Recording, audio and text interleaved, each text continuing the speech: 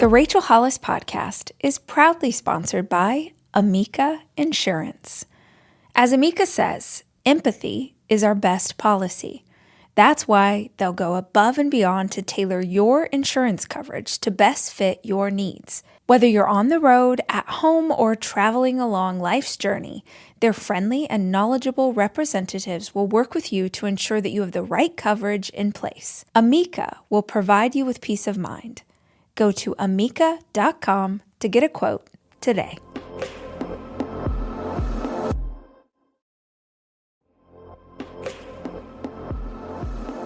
DirecTV is a better way to watch whatever you want to watch. We all know the frustration and confusion that comes from endlessly scrolling, trying to find your favorite shows. DirecTV brings together your live TV and apps into one home screen, helping you avoid the hassle of plugging in passwords again and again or wasting time searching for what to watch across platforms. With DirecTV, you spend more time watching and less time searching for your show. Sign up for DirecTV today at directtv.com. I live my life like I am in a Rocky Balboa movie montage. That and maybe 50% Rocky Balboa, 50% on stage with Beyonce on her home performance. And my point is, make the mental movie real.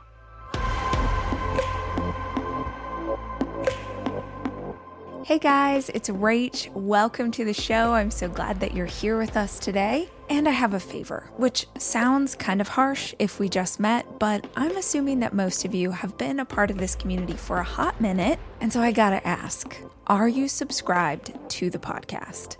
Subscribing to the podcast you listen to regularly is one of the best things that you can do for hosts like me. It helps to support the show and the staff that works on it. It ensures that you never miss an episode when we drop a new one. And here's the cool thing about subscribing. If you do it and then you hate this show, just unsubscribe. It's one click away. In the meantime, if you're listening, we would so appreciate it if you would just tap that button and make it official.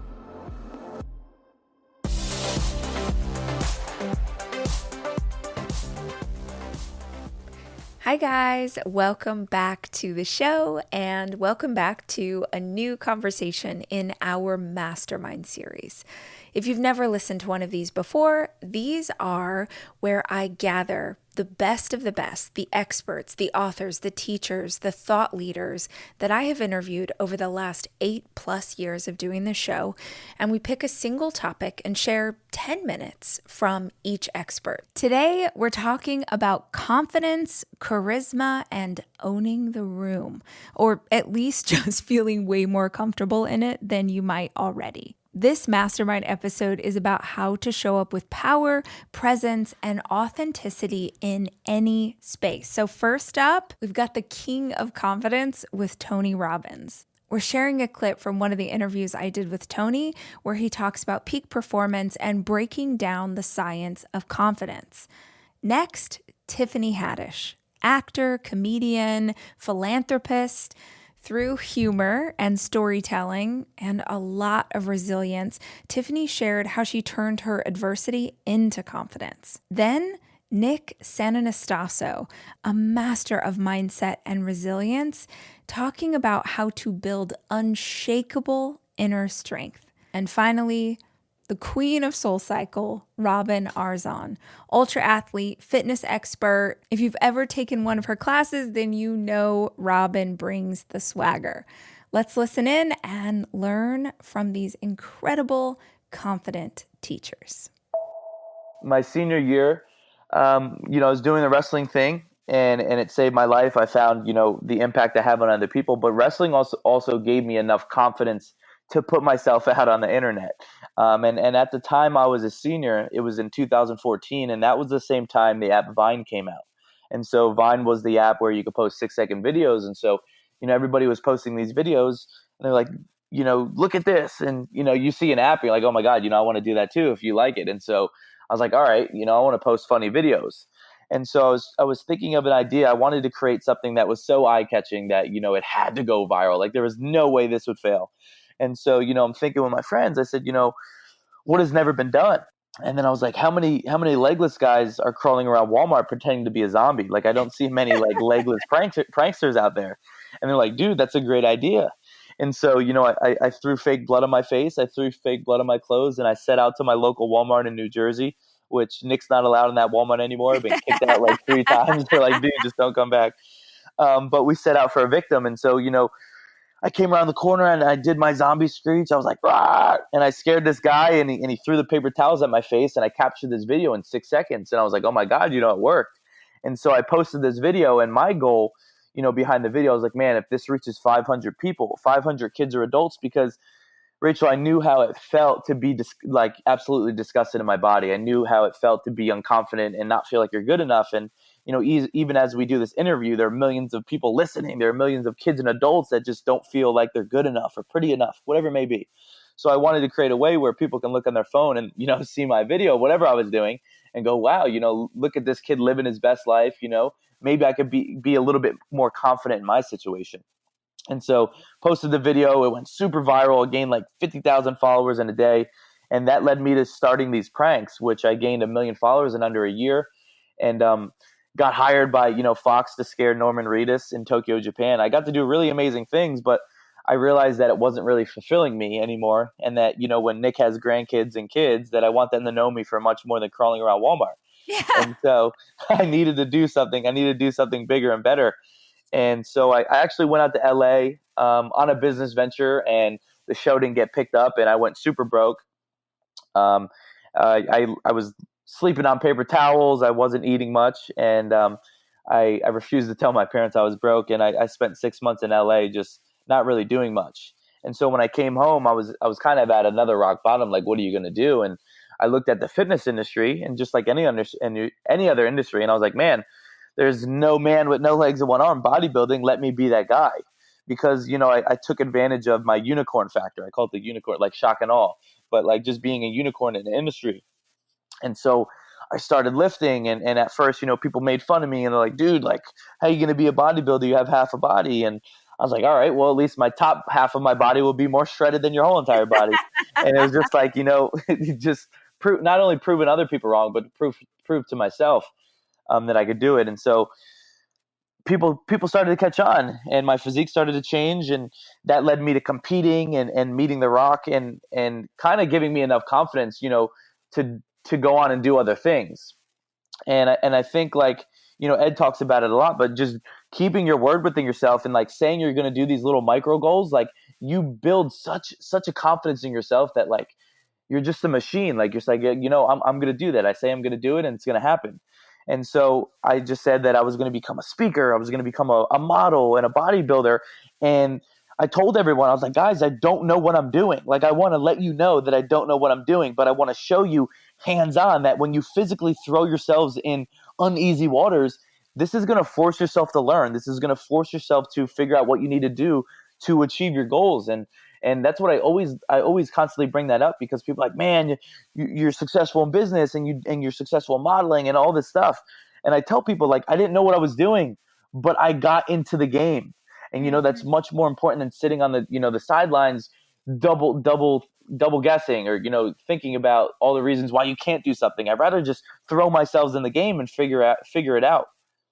Like, if you see people making excuses, like, do you go at them and stuff? And my approach is like, I never come at people. I always come at them in a supportive way. I'll never be like, are you kidding me? Because I don't want to, I just want to be that good guy, like good energy. And so for me, I think, like, with the body image, everyone, like, it happens to everyone, right? Like, everyone in one point of their life, like, I hate the way I look. But like, especially now, like, we are primed to compare ourselves. Like, we are we are primed to compare ourselves on social media, what people's bodies look like. Like, it's a crazy time. And so we are primed to always just pick out our flaws and pick out our weaknesses. And it's funny, because on some of the seminars, I do an exercise where we unveil, like, people's strengths. And, they're like, oh my God, like, this is amazing. I'm always focused on what I'm not good at. And that's like the human nature, is to just focus on, like, you look in the mirror and you start picking yourself apart of all the things that you hate about yourself. And so the only way to kind of come back from that is, like, you need to retrain your brain to, like, only focus on what you love about yourself, because it goes back to that one message in the beginning, like any area of your life, like focusing on the negative, it's not going to serve you. And so rather than that, like for me, I realized like, okay, I'm in this body, and there was a point where I was absolutely disgusted with my body and I wanted to take my life and I thought it was it. But that was me attaching a negative emotion behind it, like attaching negative sentences behind it, right? I would think about myself and I'd be like, man, like girls don't like me because I have no legs and one arm, and I can't walk a girl to her locker, and I can't hold her hand because I have one finger, and I can't open her locker, and I can't hold her books. All these thoughts would coming through my head, like literally. And even to this day, as a 22-year-old dude, like I can be in public and I can still think about that stuff. And that's not empowering, but my whole life changed when I put an empowering meaning behind my body. And my empowering meaning was, okay, Nick, you're in this body. This is the way you look. You're great looking. You're just missing some limbs.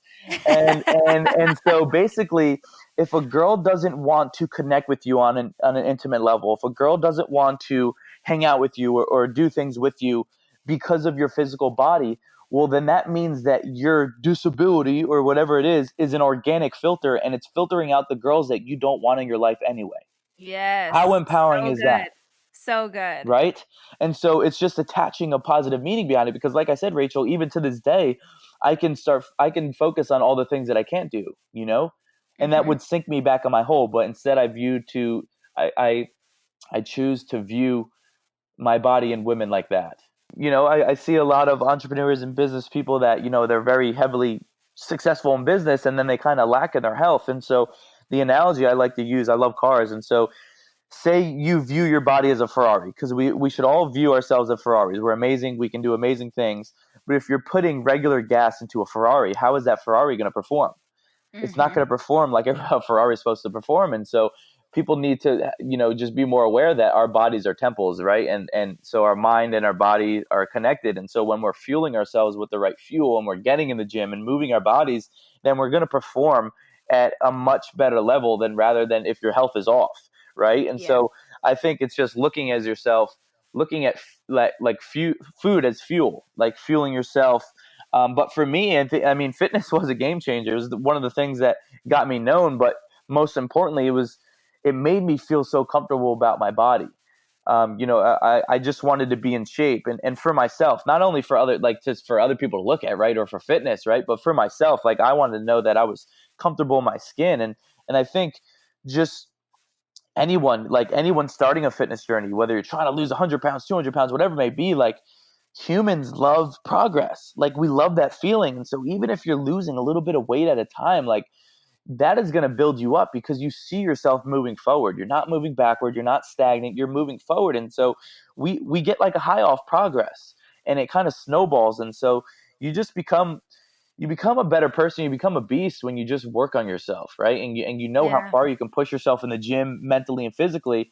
And, you just get your body moving, get yourself in peak state. So, like all of us, like you, Ed, like we all love fitness, right? And so it's not only the physical, but it's also therapeutic, right? It's just to get our mind clear. And it's also a time for me, I don't know about you, but to just put my phone off and just like, all right, like this is my time, right? This is my time to just like take it out on the weights. This Friday, from Disney, the musical movie event of the year arrives in theaters. My name is Snow White. Flawless. Exquisite. Get tickets now. Waiting on a wind. Snow White will have you on your feet I think that's a wonderful idea. and cheering for more. I was thinking the same thing. Experience the magical story. Magic mirror on the wall. Who's the fairest one of all? Snow White. Disney's Snow White. Only in theaters Friday. Rated PG. Parental guidance suggested. Tickets on sale now.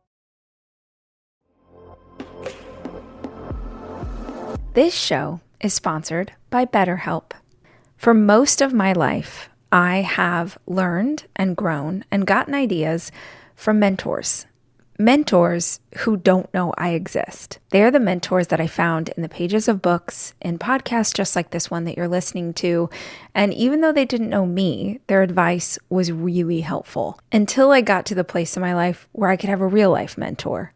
in therapy. I could sit with someone each week and better understand myself and get tools that would help me make lasting change. BetterHelp is fully online, making therapy affordable and convenient, and they serve over 5 million people worldwide. You can access a diverse network of more than 30,000 credentialed therapists with a wide range of specialties. Plus, you can easily switch therapists anytime at no extra cost. Build your support system with BetterHelp. Visit betterhelp.com/Rach to get 10% off your first month. That's BetterHelp, HELP.com/Rach.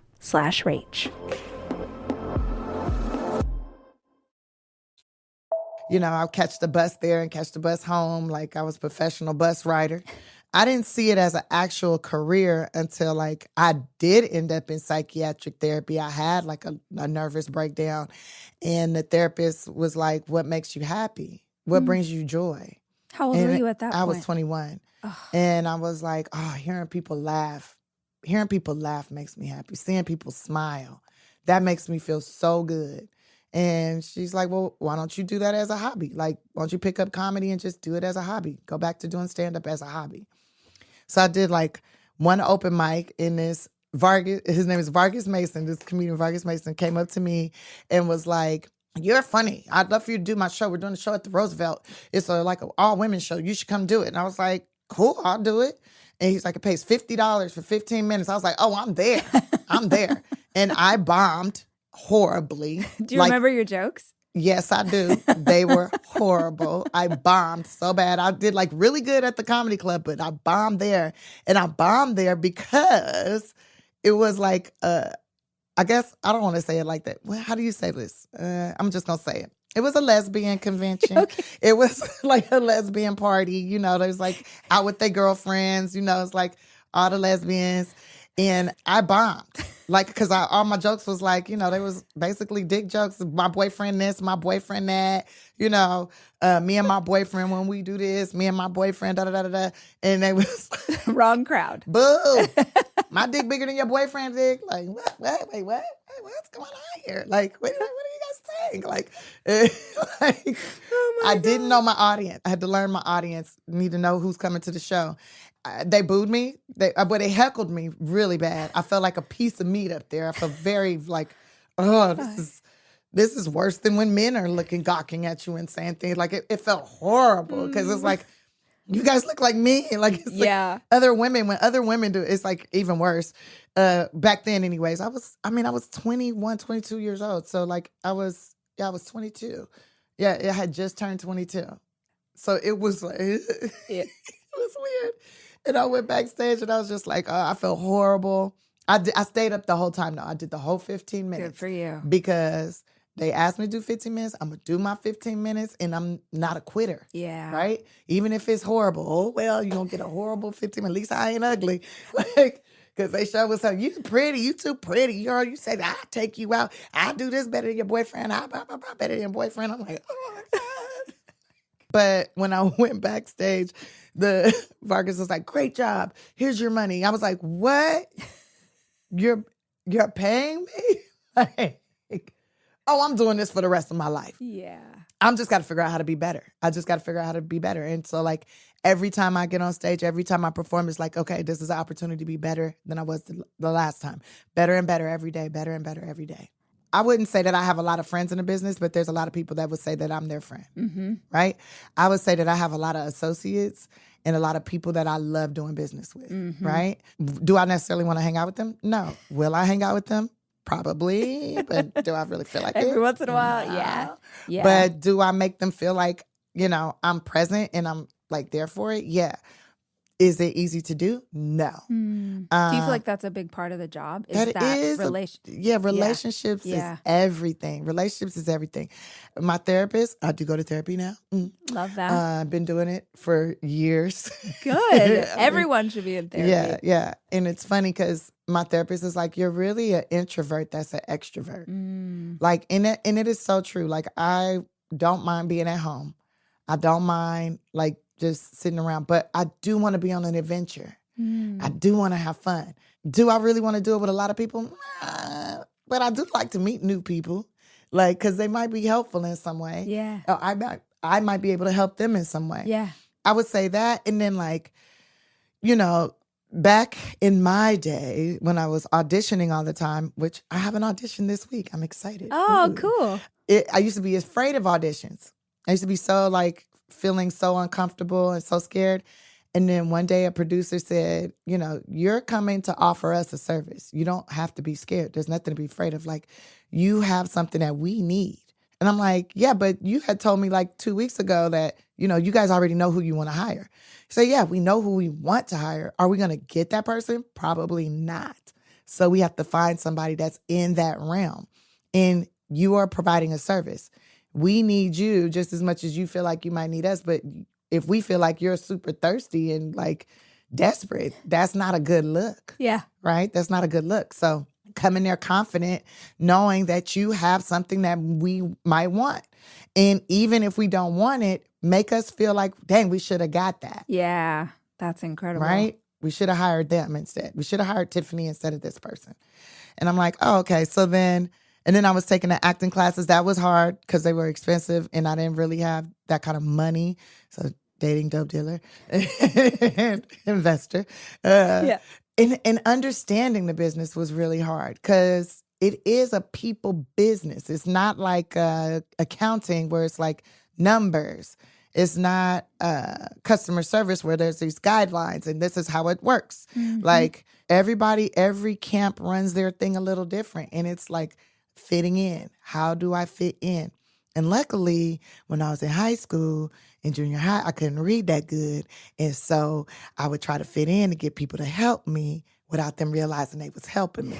So it's kind of the same thing now. Yeah. You know, I have something for them, which is going to bring, value to whatever they're doing. And they have something for me, which is going to bring value to what I'm doing. Yeah. So you start to build up and you're working inside of creations that other people made.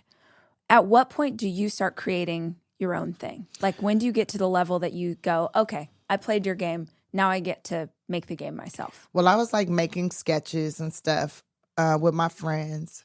And then I felt like that was me learning to produce, learning to create, learning to get people to participate. And that was, between the years of 2005 to 2010. I would say by 2013, 2014, I was still, now I'm getting hired for stuff and I'm working on other people's projects. I would say, but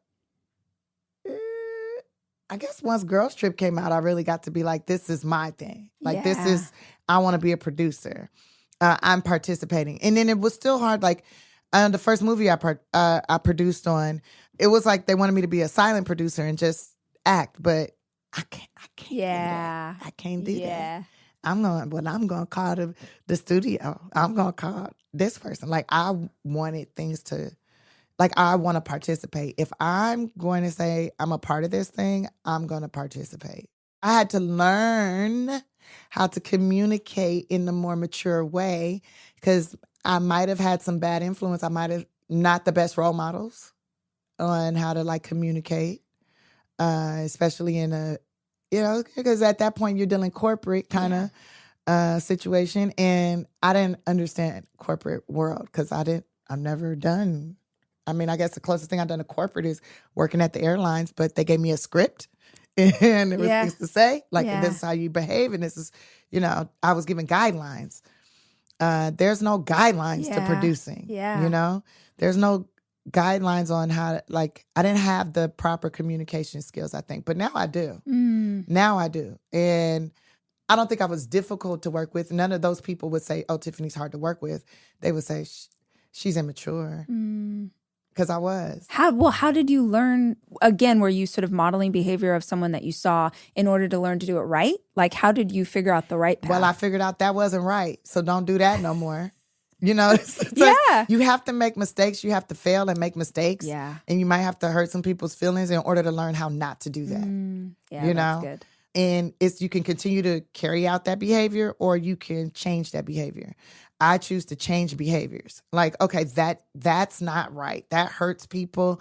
That hurts me. That makes me look crazy. That is like, I'm not going to do that no more. I think you guys know this, but in case you don't, my happy place is on the beach. Actually, that's not enough. My happy place is on the beach with an iced coffee in my hand. What a vibe. There are a lot of beaches out there, but there's only one people call the beach. Myrtle Beach, South Carolina, is made up of 14 coastal communities and 60 miles of sunny beaches. Together, they create a place that makes you feel like you belong. Shine and dine in a foodie haven with oceanfront patios, fresh seafood, low country classics, and southern favorites. Plus, my favorite, you can listen to live music any day of the year, outside at laid-back beach bars, at world-renowned theaters, or right on the boardwalk. You belong at Myrtle Beach, South Carolina. Plan your trip to the beach at visitmyrtlebeach.com. This Friday, from Disney, the musical movie event of the year arrives in theaters. My name is Snow White. Flawless. Exquisite. Get tickets now. Waiting on a wish. Snow White will have you on your feet I think that's a wonderful idea. and cheering for more. I was thinking the same thing. Experience the magical story. Magic mirror on the wall. Who's the fairest one of all? Snow White. Disney's Snow White. Only in theaters Friday. Rated PG. Parental guidance suggested. Tickets on sale now. The analogy I use is when you see someone, you might see someone walking down the street and they are so confident and they might be wearing an outfit that is very unconventional and you're like, wow, like she's rocking that, but I could never do that. Mm-hmm. And what I submit into the universe is, why not me? Like, that's what I would love your listeners to take away. It's like, why not you to start that business, take that cooking class, leave the bad relationship? Like, why not Mm-hmm. you? And that, for me, it was like little by little, I started to chip away at the limiting beliefs and the paralyzing, the way fear is so paralyzing. And I started to I feel like you have to invite discomfort in as if it's a friend. And I look at discomfort and pride as cousins, and they're all invited to my holiday table, and they're all invited, and it's like, and you're not going to exclude any family. So it's like discomfort is here. And then with that, we'll also invite pride. It's a platform, right? It's a stepping stone. So my friend Rich Roll says we have to build the house. So I think every time you get uncomfortable, you're putting one more brick in that foundation. And if you're doing exactly what you already know you can do, how are you pushing the edges? How are you evolving? And I like when folks take an inventory of their skill set and they're honest about it. So it's like, where do you need to level up? Do you have to take a class? Do you need to phone a friend and figure out, let them see your blind spots. Let them tell you your blind spots. I think once you get uncomfortable with that discomfort, you're more willing to kind of dive a little deeper into the things, either the tough conversations or, all the things that kind of we avoid, whether it's your taxes or, having a conversation with your partner. Somebody could listen to every single one of your podcasts, read both of your books cover to cover, but you have to, instead of trying to figure it out, at some point you just have to start acting it out. But in order to act it out, you have to carve out enough space, whether it's 5 minutes or an hour a day, enough space for your brain to go there. Right. So that's the discomfort that I think feeds me every day. Because I'm like, if I am always the smartest in the room, if I'm always the loudest in the conversation, if I'm always feeling good, am I really reaching? Probably not. Having an awareness that you want to make that change is actually a huge step. And I want to remind folks that whether you feel stuck or you feel like you're at the very beginning of the journey, that plateau, that feeling of stasis is just a launching pad. It's just an ability to rise up, right? Rise. Yeah. And, so I would say two practical things. You want to find the type of movement that you could learn to like. Notice I said learn to like, because that first workout, that 10th workout, even that 1000th workout, they're not necessarily going to feel good because you're working hard. So back to that discomfort thing. So just because your friend is taking you to that dance class, maybe that's not your jam. Maybe it's yoga, maybe it's cycling, maybe it's bar. There are so many ways to move. Obviously my preferred modalities are cycling and running, but that doesn't have to be your jam. So start to be curious about ways that you might like to work out. So that's the first step. Get curious about your own greatness, like an Indiana Jones explorer. Like, how can I be so dope? And the second is really telling folks about your goal and letting them support you, right? So whether it's calling your sister over to get that babysitter, whether it's telling your partner, you know what, I really need to take 15 minutes to walk around the neighborhood after dinner. So sometimes carving out that time feels really selfish. And also it's even more daunting when you feel like it's new, you're uncomfortable, you're impacting other people in your life.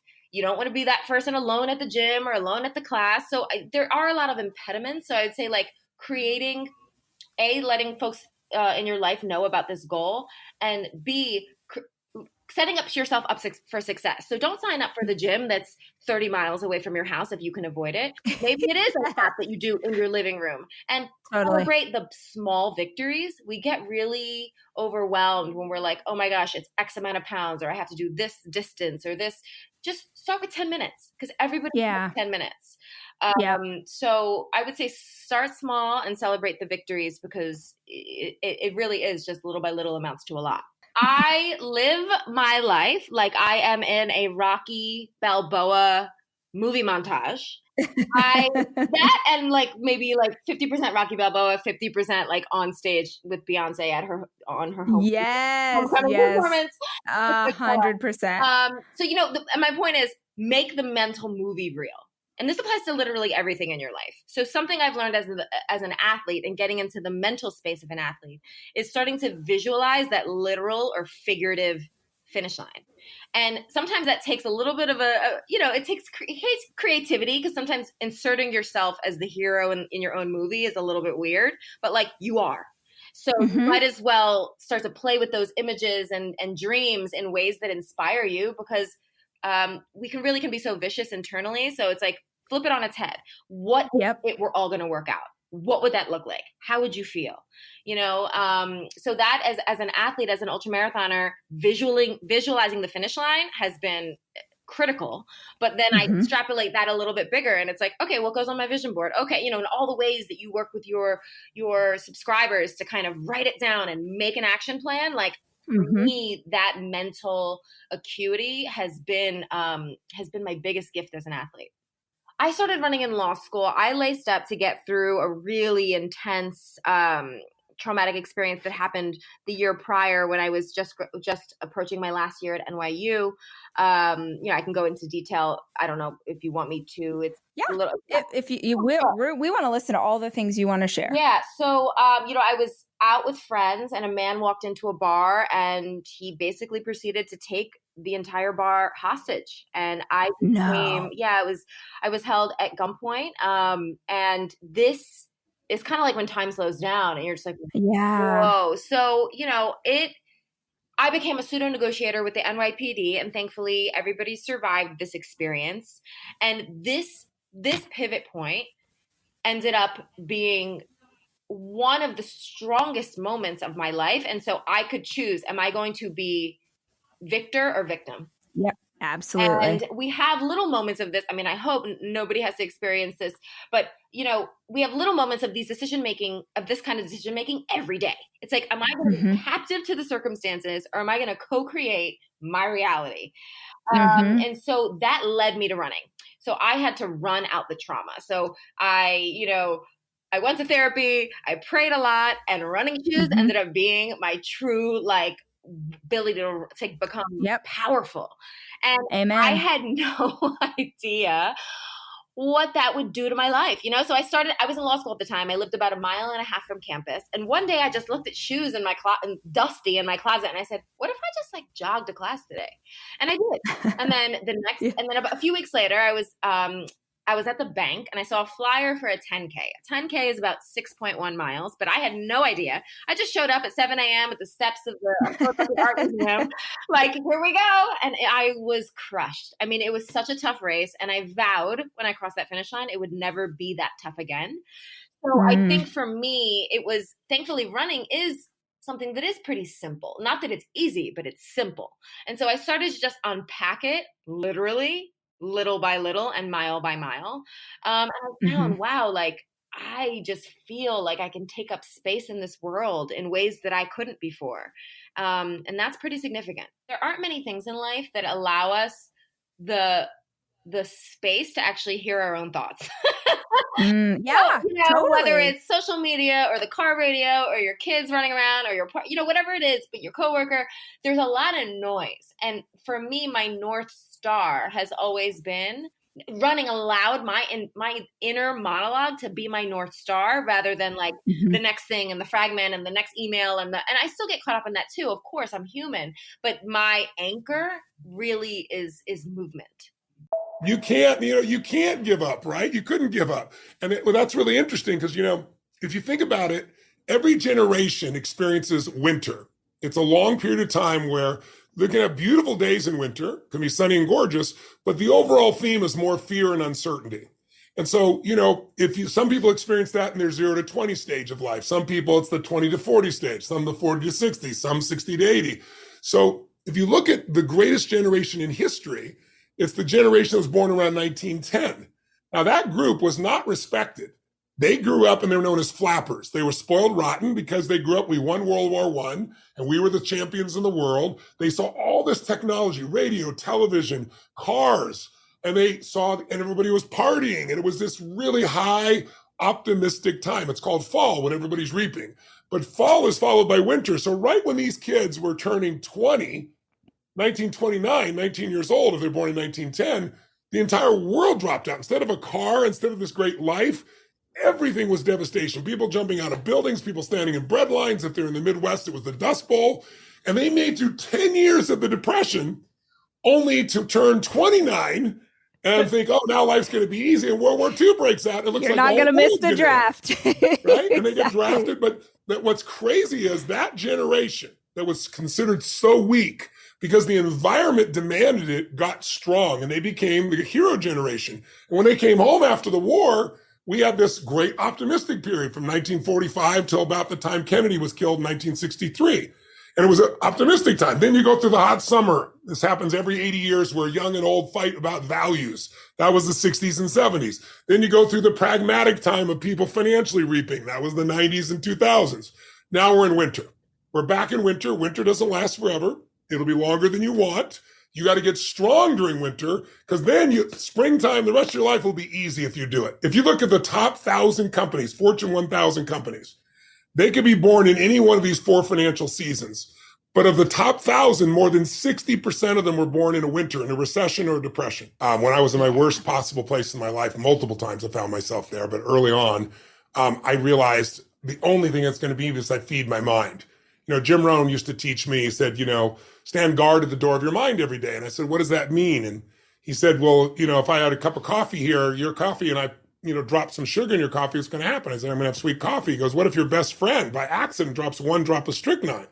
I said, you're dead. He goes, well, life is both sugar and strychnine, so watch your coffee. In other words, every day you have to feed your mind. And so the number one habit I developed when I was 17, I still have today, is 30 minutes a day of reading, not reading clickbait that comes to you. Not reading social media bullshit, a book, something that's got philosophy or skill or strategy that's going to make you stronger. And today you can do that with audio, obviously. So I call that net time, no extra time. You can do it while you're driving in your car, while you're working out. That's pretty much like how I try to help people initially was through audio, because video is even more demanding in terms of your attention, but audio you can do while you're doing other things. And so I think that's critical. You also have to every day make your body stronger, because when your energy is low, you can know all the tools and you're not going to apply them. If you're the most powerful computer in the world and you plug it in, there's not enough voltage, the screen's going to be screwed up. You're not going to tap your power. And so during this time of COVID, so many people have been cooped up, and so they don't move anymore. And plus they don't go to the office, even most people anymore. So now they have no stimulus. And so they're sitting at home, shoulders tend to drop, they're in front of screens, or they're dealing with their kids. And what's happened is there's no energy. So when you have low energy, you're not going to have a great relationship intimately. When you're low energy, you're not going to be a great parent. You're going to be a good one at best, maybe a poor one. When you're low energy, you're not going to build your business. So the reason in my seminars, they see people jumping, 20,000 people jumping in a stadium, and they think it's some pump up. No, we strategically change people's physiology, the way they're breathing, the way they're moving, the way they're experiencing, to put them in a peak biochemistry. Stanford did a study that came to me during COVID, because so many people, depression went out of control during COVID because people had no compelling future. And then throw on top of that inflation, and throw on top of that a lot of young people they don't even want kids because they believe that the whole world's going to disappear in 12 years because of an ecological disaster, which is total bullshit. But that fear has become a part of people's mindset, and they believe it. Whatever you believe, you act on, you behave on. So much of that is there. So how do you shift that? Well, you're not going to shift it by telling them good stuff. It'll go in one ear and out the other. So what I did with Stanford, they came in and they had 2 people who went through my Date with Destiny program, a 6-day seminar I have, and they both were clinically depressed, and they came out with no symptoms of depression. And they said, this is unbelievable. What data do you have? And I said, well, I've got tens of thousands of testimonials. And they said, but, has there been any scientific data? So I agreed to have them come do a study. Lasted a year. And it was fantastic because they taught me that depression, if you study what's called meta-studies, what's the study of all the studies, they found that only 40% of people who go for therapy and drugs, cognitive, SSRIs, Prozac, Zoloft, all these things, only 40% improve at all. 60% don't improve an ounce. Of the 40% that improve, on average, they improve 50%. So they're half as depressed as they were. Now, some people get totally well, some people not at all, but most of them are in that middle world. I said, well, that's not much better than a placebo. And they said, well, that's true. I said, what's the best individual study you've ever seen? They said 2 years ago, Johns Hopkins University did a study where they took 30 days of giving people psilocybin, magic mushrooms, and therapy for a month.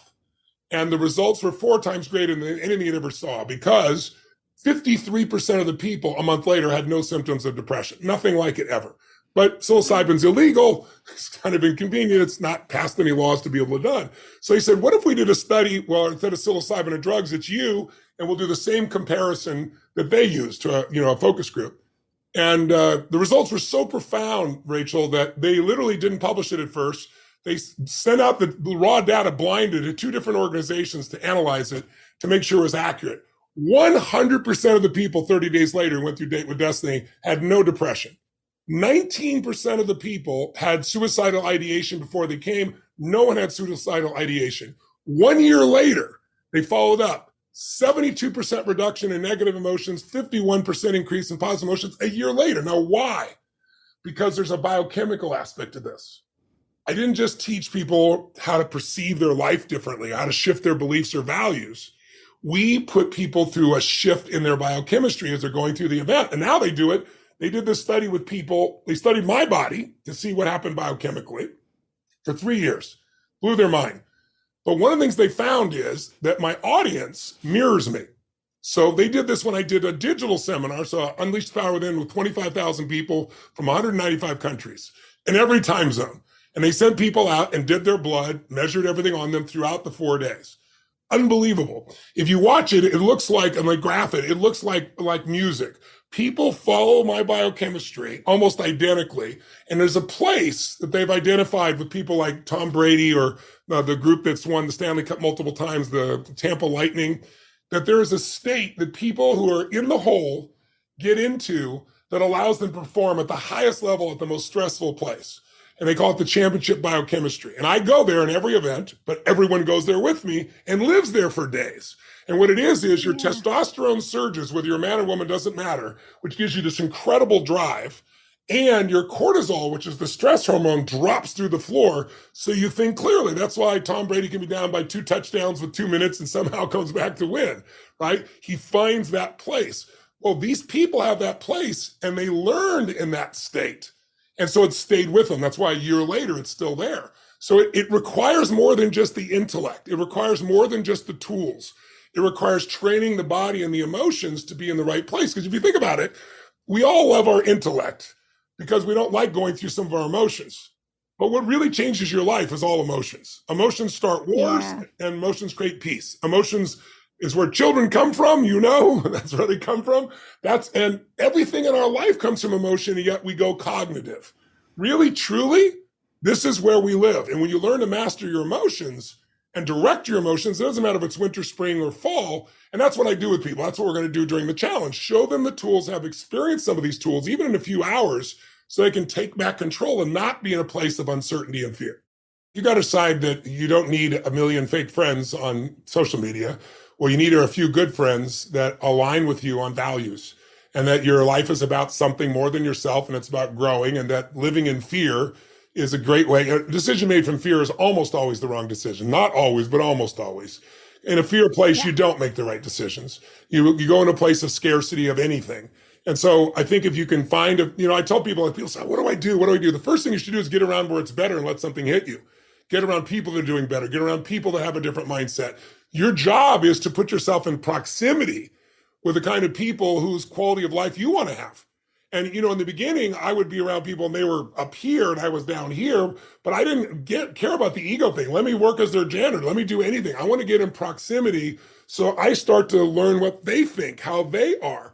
So you don't need 25 friends. And if you're looking at social media, all the studies show the more time you spend on social media, and especially for women, even more so than men, the more depression that shows up, because you're not comparing to real lives. You're comparing to someone's filters, angles, positions, storytelling, and it's not real.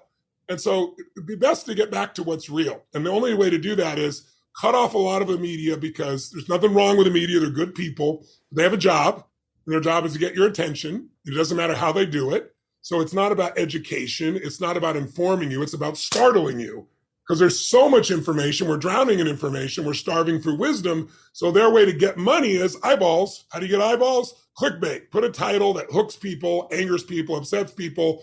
The article doesn't even have to match. The minute you click, they make money. The minute you turn on that television and do it. Well, today, it's following you. And so it taps into our survival mechanism, which is always going to have a negative bias, because it's always saying, how do I protect myself? What could kill me? What could hurt me? How do I run from it? How do I freeze so they don't notice? How do I fight for it? But that survival mechanism is not going to give you a quality of life. Again, I always tell people, your brain is not designed to make you happy. That's your job. Some people get angry all the time, right? If you get angry enough, you get wired to be angry. You get angry over little shit. Some people get worried all the time. So everyone has what I call an emotional home. It's like, it may not be a place you like. It's like, I'm sure you've seen people, like some parts of the country where about every 3 years, a cyclone or something comes through and destroys everything. They lose all their stuff, and you feel for them. You see them crying and everything else. You're like, oh my God. And they rebuild. And then 3 years later, it happens again. And about the third time it happens, somewhere in your brain, you go, why don't you move? Right? But what happens, it's easy to see when it's someone else and it's external. But we also have an internal home. And since it's what you know, even if it's not comfortable, people tend to duplicate it. That's why some people create the same kind of relationship over and over again, right? That feeling of discomfort is what they know. So what I really try to help people do is expand their home. It's like, okay, maybe you don't need to move, but maybe we need to build another part of you, expand another set of emotions that can get you where you want to go. Maybe you need more courage. Maybe you need more faith. Maybe you need more determination. Maybe you need more passion.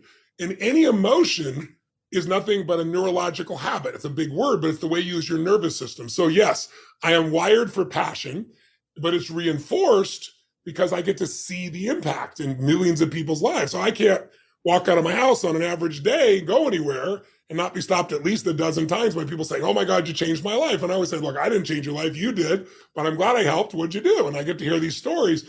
And so it's like, how could I not, be fulfilled and be alive? I have my family, I have my businesses, but I also have this incredible feedback device. And when you are living in those types of states, you will get feedback. If you're looking for negative feedback, you'll get it no matter what. There'll be people pissed off that you're happy. But, I tend to focus on serving. And since I'm focused on the serving, that's who I care about. I care about the people that want to improve their life.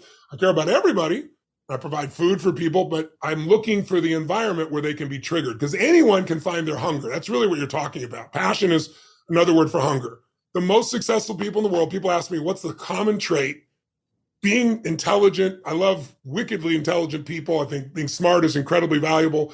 But you and I both know tons of people as smart as can be and can't fight their way out of a paper bag in real life, right? So intelligence is not the factor. It's hunger. Because hunger to be more, to do more, to give more, to share more. If you have that kind of hunger, not hunger to I'm going to lose some weight to get to the party, that's not hunger. That's a goal that disappears. Hunger is something that doesn't disappear.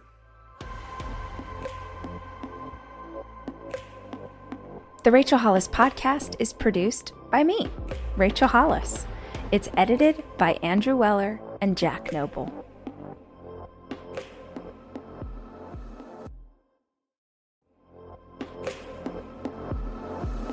there's a revolutionary bra brand so confident it will change your life, they let you wear it risk-free for 60 days. Evelyn and Bobby is changing the game with their patented wireless replacement designed to support, smooth, and flatter an inclusive range of bodies up to a K-cup. Wear it, wash it, put it to the test. If it's not the most comfortable, supportive, and flattering bra you've ever worn, you'll get your money back. No questions asked. Go to evelynbobby.com/Rachel for $20 off your first bra.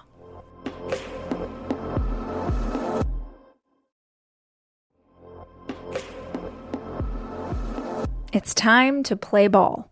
My son has been working with his baseball team since the fall, and we are officially in baseball season. So if you're a mama like me and you got to stock up on all the sporting gear, now is the time.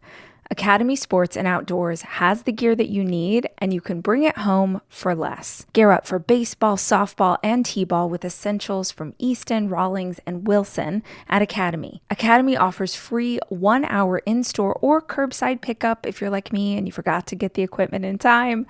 Swing by your local store or shop academy.com today and get ready to hit it out of the park.